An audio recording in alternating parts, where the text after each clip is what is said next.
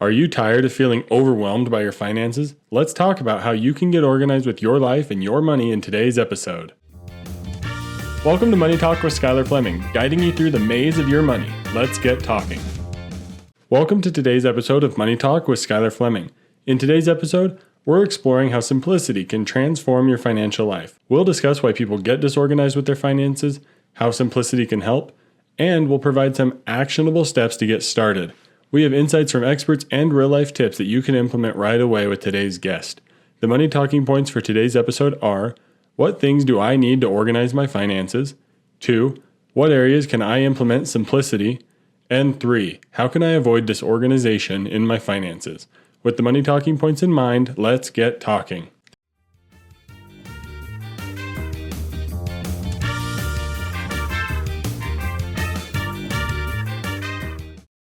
Hello everybody, welcome to today's interview on Money Talk with Skyler Fleming. Joining me today, I have Alexis Boccanfuso, and I think I managed to say it correctly, so go me, but awesome. Alexis, would you go ahead and introduce yourself for everyone and tell them what you do? Sure. So thanks for inviting me to talk money with you today. First, my name is Alexis Boccanfuso. I'm a certified professional organizer, certified daily money manager, and a certified professional coach. And I help my clients meet their financial and strategic goals. And I love talking money, so I'm happy to be speaking with you today.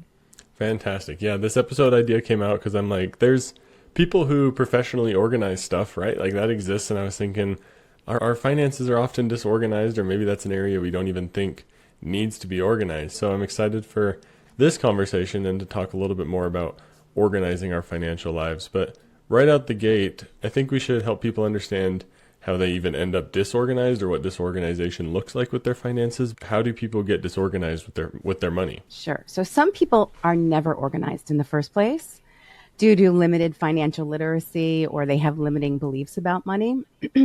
And right now, like, our current financial lives are so much more complicated than they used to be. Think about all the ways you can get a bill, right? It can come by email, it can come by text, it can come in the mail, cash or check or debit, credit, online. There's so many avenues that you can get bills or pay expenses from, that people can easily get disorganized, right? So you have to have systems in place to track it all. Well, yeah. Sorry, I just had a thought come to mind because I was helping my grandma yesterday with some of her bills and going through them to make sure they got paid. And I'm like, okay, where's your water bill? She's like, oh, they text that one to me. It's like, and then she comes back in, she's like, how do I find my text? Like she knows how to get to it from notifications, sure, but doesn't know how to get to old text messages. And that's crazy. And her email's on her computer, not on her phone. And then she's getting texted some bills. So yeah, that one hit home recently. Yeah, absolutely. I'm glad you brought up your grandmother, because that's one of the places too people get disorganized. So let's say you've been organized your whole life with your finances, but as people age, they lose some of that ability, whether through illness or maybe their eyesight is poor, their handwriting is poor, and it's harder for them to manage their finances. The other thing is that people who are completely financial organized sometimes get disorganized when there's a major life event. So think like marriage or divorce. So there's a lot of reasons why people are disorganized with their finances. Yeah. And like you said, there's so many ways to pay for things. There's so many ways to receive payments and receive bills. So there's a lot we have to keep organized. So let's dive down into it again and see, how do people get organized? How do they even get started? Let's talk in life in general, but how does simplicity help people in their life? How can that help? Yeah. So simplicity can mean different things to different people. But for me, it means having clear systems in place to manage all of life's many details. And that simplicity can reduce anxiety and stress, and it can also improve time management. Yeah, that makes sense. How does that simplicity extend to people when they're thinking about their money? How does that help them there? So having those clear systems in place can reduce stress and improve time management. So here's a really simple example of a system: is sorting out the mail, sort out the junk mail before you bring it in the house. It's a very simple system, right? But it makes dealing with the actual mail and bills when you're going to sit down and do them a little bit easier. So any system that you can put in place that makes something easier to do is going to reduce stress and anxiety and improve time management. Yeah, and I want to even share a tip that I've learned recently that helps with that mail idea that you have is informed delivery. I signed up Yep. for that with the post office. And now, like, when I come home from work now, I'm not worried, oh, did we get any mail? Because I know it's all junk. And Right. then, yeah, when I get the email and I look at it and say, oh, that one's not junk, then I can go to the mail for that one thing and immediately Right. discard the rest. Yep. And that goes to how technology can help with our systems too. What are some few easy steps that someone can take to get organized and to start that organization in their financial lives? Okay, so someone can always reach out to a financial organizer like me if they're having trouble getting started. Mm-hmm. And in general, financial organizing is a lot like organizing anything else in your life, right? You start by exploring what you have, you review to reduce clutter, you develop and implement a system to meet your organizing needs, and then you maintain the system. So I'm going to give you a very simple but impactful area that you could start with. So everyone has subscriptions Yes. and they're all on auto pay, right? And people lose track of them all the time. So this is like what you can do for your subscriptions, right? Step one, evaluate and edit, right? You have to know what you have. So I would suggest that people review the past 12 months of all your statements, bank, credit card, Venmo, wherever you have payments, to look for any subscription you have on auto pay, then determine which ones you're going to keep, decide which ones you can let go of, and which ones you're going to keep. So that's step one, evaluate and edit. Step two would be sort and contain. So you figure out how you're going to manage what you're keeping. So you review your organizing needs, right, and put a system in place. So for this example, your organizing needs might be knowing what subscriptions you have and how much you pay for them, how often you pay for them, and how you pay for them. And that system that you create to meet those needs could be as simple as just creating a spreadsheet that lists out all that information. And then step three is review and maintain, right? You got to check it out once in a while. And this is where a lot of people get hung up, right? You have to review and maintain any organizational system that you put in place. So that means your system has to have a time component, right? So in this example, when do you update the spreadsheet and when do you review it? Updating the spreadsheet should take place when you add a subscription or cancel a subscription. And then a review should be done at least annually. So you can set a recurring appointment reminder in your calendar, or you can add it to your task app, and that'll ensure that you're actually reviewing and maintaining. Now, I know that this is very general, right? But I know a lot of people get hung up in this area. So I hope that your listeners are going to go Yes. home today, make some time on their calendar to review their subscriptions and set up a system to manage it. So you can take that process, right, that 3-step process, and you can apply it to any area of your financial life. So that's like, how do you organize your financial paper and your digital records, right, your statements and your expenses? How do you organize your tax documents? How do you process the mail and bills? How do you, if you do, and I do recommend people do, like, are you keeping the books, right? Are you categorizing your income and expenses? Are you doing cash flow and budgeting? How are you tracking your medical bills and insurance claims? And then there's afterlife planning as well. And I know I'm being very general, right? But one of the things that I do recommend people do is learn your cash flow, right? So that's tracking your money that's coming in as well as your money that's going out, including future transactions. So if your finances aren't too complicated, you could probably do that in a spreadsheet. If they're more complicated, then you want some type of personal finance software. I like Quicken. It's a really great way to keep track of your future bills and also your cash flow. Yeah, there's a lot of great software out there that can help if you don't want to dive into building out some Yeah. expansive spreadsheet. And to go back to your subscription idea, one thing I like to share in that realm too, just to add on to the advice, is turn off autopay. You mentioned they're all on autopay. They're all auto renewing. For me and my wife, we did that recently, and this was a tip I heard maybe a year ago, to turn off autopay, and then when they cancel, that's when you're going to figure out if you really need them or not. Because if you don't use it and it cancels and never renews, maybe you never notice, which would be kind of crazy. Yeah. The idea is renew it for a year, renew it for a month, whatever you do, and then go in right away and cancel it, because they're always going to carry out the subscription for whatever you paid for. They're not going to shut off your access immediately. Right. Turn off the auto pay so that it cancels after you're done. Are there any common larger things that people need to consider when organizing their money? Your process is very clear. It can help in so many areas. What are some more big things that they can do? So what if something happened to you tomorrow and you were suddenly incapacitated or worse? right? Like in today's world, it's a bit too real to ignore that question. Like, Yeah, would you and I'd like to work every day. and manage your finances or dismantle your finances? So what I recommend, and it goes by a lot of different names. Some people call it a peace of mind file. Some people call it life documents, love drawer. My favorite is the just in case file. It's a document, or there are online platforms now where you can capture your entire financial life so that a trusted family member or a friend can step in and take over your finances just in case you can't. So I recommend that everyone have this, no matter how young or old they are. Yeah, that's like that's the biggest one that you Yeah. can start Yeah. doing to get organized, because Yeah. that one's going to have the longest lasting impact. Because like you said, when you said, what happens tomorrow if you got hurt? I thought through it. I was like, well, I have life insurance in place. And I know there's a document that will walk my wife through my spreadsheets and stuff that I've built out that we work off of. So even the podcast host that's been talking about money for 2.5 years has progress to make in this area. So I imagine a lot of other people do as well. That's a great one to get started. Awesome. So once people are able to get organized, how do they stay on top of it? What's a good frequency for people to check in on their money? So that's the third step. It's really going to depend on your personal financial needs.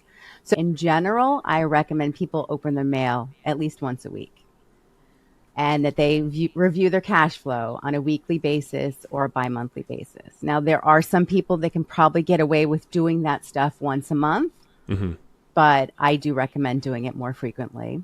In terms of reconciling your bank and credit cards once a month, handling medical bills and insurance claims, like that's a whole nother area of financial organizing where there's a lot to manage. Yeah, I've had that recently over the last 6 months. And then the other day, my wife was like, hey, I got this insurance thing for you to ask about. And I was like, no, I just finished the other ones. So yeah, that's its own beast.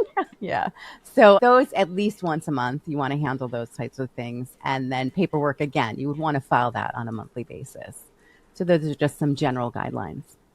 Yeah, sounds like we need some sort of a calendar probably to help us with all of this, or some sort of reminder system, which is great. What kind of tools do you use to help stay organized? You mentioned like Quicken. You've mentioned in a couple places use a calendar. What are some things people can consider to use to get organized? In general, or about their finances? Let's go in general, because I think they could apply to both, and then maybe we'll dive into finances too. So your calendar is your best time management tool, hands down. There are all these apps out there and all these things, but your calendar is can be so robust in terms of managing your time. So use your calendar, use a to-do list. Those two things work hand in hand. So when you're talking about organizing, and whether it's your money or something else, having a schedule to do it makes it more likely that you're going to do it. So if you say, okay, right, I'm going to open the mail and pay the bills on Saturday, that's your day that you do it. And you do it every week on the same day, unless there's some kind of adjustment to your schedule, and then you just adjust it for that week. But having this is the system, right? Organizing is about systems. Having a system in place. I pay the bills on this date. The other thing about a system is having everything that you need in one place. Things have homes, right? So if you're writing checks, where's your checkbook? If you need to access accounts, where are those? Like having a designated place where you hold the mail until you open it, where you keep your the things that you need to pay the bills, whether you're using a software calendar. Yeah, I use Quicken, but if you don't use Quicken, you can use an Excel spreadsheet, like if you're tracking your finances. But there are like apps out there that you can use, like You Need a Budget. Mint was one, but I think they just went under. Yeah. So there's some other ones out there. Yeah, there's a lot of great tools. And I think one of the things that I caught from what you said is everything needs a home. Then you don't have the pile of paperwork on the desk that you never want to get to because you don't really know what's in there. So setting up these systems helps you in so many other ways. Absolutely. Yeah. So having a place where you store like the things that you have to deal with, and reviewing that on a regular basis makes it easier to review. If you deal with it weekly or every 2 weeks, it's not so hard to handle. Yeah, and I agree. And I think they think that when I mention my wife and I do a monthly budget meeting, and they're like, oh, I can't imagine doing that because there's so much to talk about. And honestly, for us, it's not that crazy because we keep an agenda, which is more of just a place to put ideas throughout the month that maybe aren't urgent. Right. We have a dedicated time, like you said, to review our system. Yep. And then we can say, what changes do we need to make? What do we need to do here or there? Right. Right. and it's a dedicated time. So I love Right. what you're preaching here. This is great stuff. Fantastic. So we're coming here to the close. And of course, if you have anything else come to mind, please feel free to share. But I got two final questions. Yep. The last one, I'll put it in your mind now so you can start thinking about it. But the last question is, what is one thing you wish you would have known sooner when it comes to money? And then before you answer that one, if you could just share how people can learn more about you or find you online. One is called Clutterphobe, just like it sounds. And the other one is CPDMM. So that's Charlie Peter David Michael.com. So that's for CP Daily Money Management. Oh, I thought it was for all those phonetic spellings. That would be a weird website name. Yeah, it would be. Yep. I'm on LinkedIn. I'm currently working on a book about financial organizing, and I'm creating some companion workshops and courses. So if your listeners are interested, they can subscribe on my website to receive updates on those. Awesome. Well, that's fantastic. When that book comes out, maybe I'll have to give it a read and have you back on to talk about. To wrap up here, what is one thing you wish you would have known sooner when it comes to money? Oh, the time value of money for sure, right? That's what everyone says, and I love it. But I mean it in two ways here. So of course, I mean, makes money over time, right? I wish I had started investing earlier. We trade our time for money. Yeah, and I think of like little kids and they're like, oh, I can't do that. It would cost me 7 hours of work. Like that's honestly a great way to look at things because then you're saying, oh, my entire day at work tomorrow is to pay for this one silly little toy that I got that I don't really use. So yeah, thinking about money in terms of your hourly rate and things like that can be really eye-opening, honestly. Yeah, yep. Well, Alexis, this has been great. Thank you so much for coming on and helping everyone get organized with their finances. Thank you so much for having me.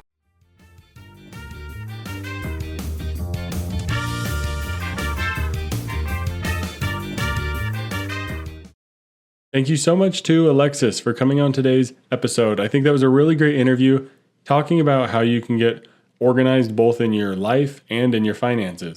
I also want to speak to the power of networking and how connecting can be powerful in your life towards making connections to get you to new opportunities. Because originally I had reached out to somebody else on a podcast guest service about talking about organization. And they suggested I have someone better that would be able to talk more in line with money with you. And that's how Alexis and I got connected. So that was a great interview brought to you by the power of networking as well. So I want to start off today talking about the money talking points. The first money talking point is, what do I need to organize with my finances? For Rebecca and I think it's that just in case file. What would happen if Rebecca dies? While Rebecca's been in school, we've done a pretty good job making sure she would be taken care of. So that way there's insurance in place, there's documents so she would know how to run our finances. Because while we do talk about money together a lot, I manage a lot of the numbers and the spreadsheets and things like that. So there's a lot of things in place to help make sure Rebecca is okay and she could finish her education. But now that we're closer and closer to her becoming the primary income in our family, what happens if she dies or gets injured? Which is a terrible thought to think about, but it's important. Insurance is crucial to consider here. And while we do have life insurance for Rebecca, there may also be some disability insurance that needs to be put in place, because what if she can't perform her job because of a disability? That doesn't qualify for life insurance now, does it? What do you do for this question, that just in case file that we talked about in the interview today? Do you have everything set up? What is everything? Honestly, that's what starts bothering me in my mind is it just a will? Is it a trust? Is it an estate? Do you do all of them? Do you do some of them but not other ones because they override each other? How do beneficiaries play a factor?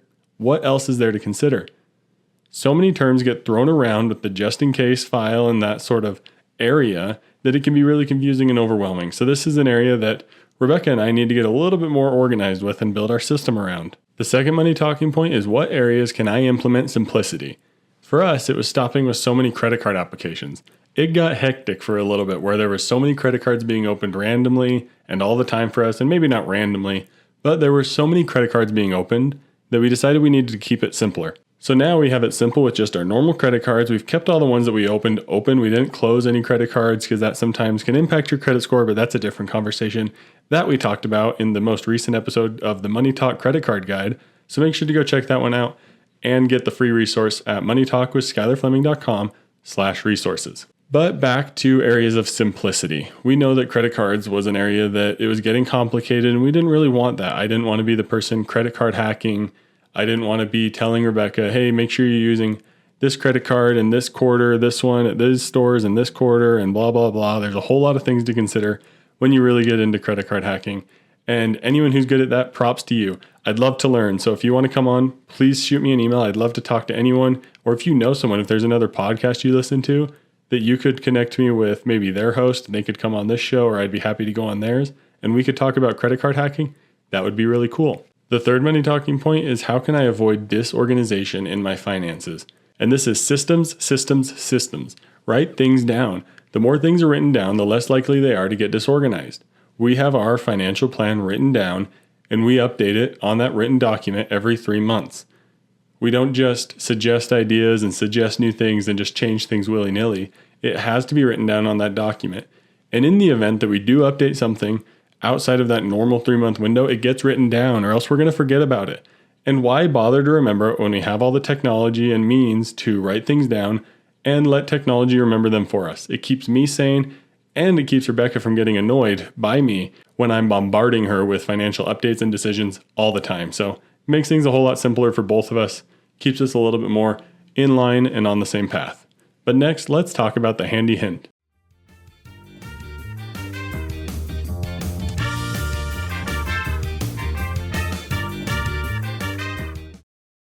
So today's handy hint is a quick one that I've never brought up on this podcast before, but something that I've heard about on a different podcast and suggested to me in a couple different places, but it's USPS's informed delivery. And I talked about it in the interview and I wanted to share it because I realized I'd never talked about it here before. But this is a great thing. I don't have to check the mail anymore, and that's awesome. Sure, maybe you're saying, oh, you're just lazy. Who doesn't like a walk out to the mailbox, right? Maybe it's relieving for you to take a break in the evening or something like that. Or it's your chance to go on a short walk before you go inside when you get home from work. But I don't want to bother checking the mail. I know that most of it's junk, and when I walk out there and I'm like, ooh, we got 3 pieces of mail, and it's all garbage, that's annoying. So now I know when I'm just getting garbage, and I just leave it in there because, frankly, I don't care. Funny story real quick. I actually tried one time to keep all of our junk mail, and I kept it in a pile, and then on all of them I wrote, unsubscribe, stop mailing me, something like that. And I put them all back in the mailbox. It was like this thick stack of just junk mail that I wrote unsubscribe on all of it. And the mail person actually came up to our front door and said, you can't do this. And they wouldn't take it, which I thought was silly because I hate marketing mail. I think it's a waste of time, and that's a whole different topic, but I thought it was funny. I tried to opt out of all of it. But now with informed delivery, I don't have to bother checking the mail until I actually know there's something in there that I want to get. It's free and easy. You just sign up online on the post office's website. So be sure to go and check it out. I highly recommend it. I think it's a great tool and saves me just that little bit of time and I guess mental energy of checking the mail when it just comes to my email. And I'm going to talk about email a little bit later in this episode, but it's also an area you have to get a system around and keep organized, especially if that's where your bills are going. The same tactic of getting rid of junk mail versus regular real mail when you're going to your mailbox applies in your email. So something to consider and think about. But next, let's talk about the Money Matters Minute.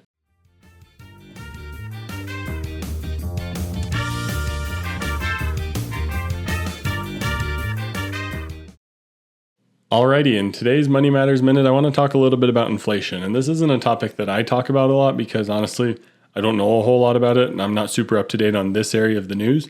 But for me and my wife, it feels like we've adjusted, but things still seem to cost a ton of money. But I really feel it when we go out to eat. It is so insanely expensive to eat out anymore. I don't know how anyone does it, especially even just for one person. Like if you're eating out every day for lunch, that is so much money that you are spending on food. But that's where I feel like inflation has hit the hardest. Prices on fast food and things like that have just felt like they've skyrocketed.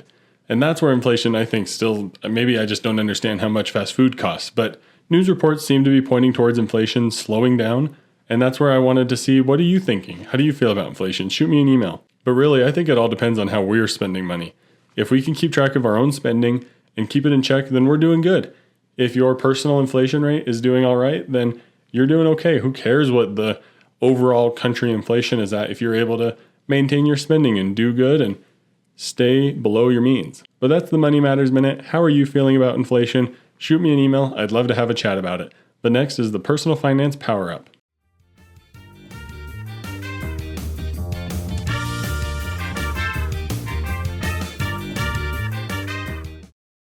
Okay, the Personal Finance Power Up's going to be a quick one because it's something I've talked about recently, but I want to harp on it again because it came up in today's interview, and that is subscriptions. Turn off autopay. Like I said, I talked about this a few episodes ago and detailed it, but I feel it's warranted to talk about it again. Do not bother paying for subscriptions on autopay. One, you're likely to get a discount when you unsubscribe and it's been a few weeks and they're like, oh, come back, please come back. And they'll give you a discount for the subscription. So there are so many other things that you should have on autopay, like your bills, your credit card statement balance, which make sure to check out the credit card guide for more info on that one, and other bills like that are important that you need to have on autopay, and subscriptions should not be one of them. So when you sign up for a subscription, go into there immediately and disable autopay, cancel it so that it stops running the next time it goes to renew. And then when you actually want to keep it, you can just purchase one more month at a time. I know it's a hassle, but subscriptions is an excellent place to implement some friction in your life so that it's a little bit harder to automatically spend that money. And maybe we need to do a deep dive, actually, now that I'm thinking about it, on the power of friction in your financial life. So I'm going to write that one down. And if you have any thoughts or comments on that one, shoot me an email. But let's wrap up today's episode next.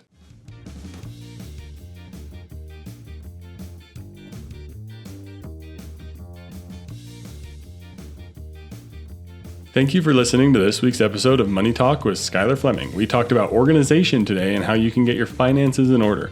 Ultimately, today's episode taught me about the power of systems and how much they matter in our lives to make our lives so much easier. If we can have systems in place, it can make everything we do so much easier. Start simple with your mail by signing up for informed delivery, and then weed out the junk mail from your actual mail very quickly. And then, like I said, do the same thing in your email. I know it can be really daunting since email is so much more accessible for every company to get to you with, but you need to do it. You need to get a system set up in your email, and that starts by opting out of things. And with all of our bills emailed to us and so many other advertisements being emailed and things being mailed and stuff like that, we have to have a system to keep our email and our regular inbox clear. So I use our email to track expenses, so that's why it's so important for me to keep email clear, because if it was crowded, it would throw off so many other systems in our life, like our financial systems, our spreadsheets, things like that. But when you're getting started with your system, make sure to take stock of where you are today, and then figure out where you want to go with some goals, and then work towards building a system that's going to help you get there. You want to make sure that system is going to be easy to maintain, and then you can let your system handle the decisions, which is awesome when you get to that point. But make sure to keep things simple. Thanks again to Alexis for coming on today's episode. You can find her information in the show notes, of course, but be sure to check out the website at moneytalkwithskylerfleming.com and check out the new resource by clicking at the top of the website where it says resources and check out the Money Talk credit card guide. Thank you so much for listening to Money Talk with Skyler Fleming. I'm your host, Skyler Fleming. Have a great week. Thank you for listening to Money Talk with Skyler Fleming. This show is provided for informational and entertainment purposes and may not be specific to your unique situation. Please be sure to do additional research before making any financial decisions.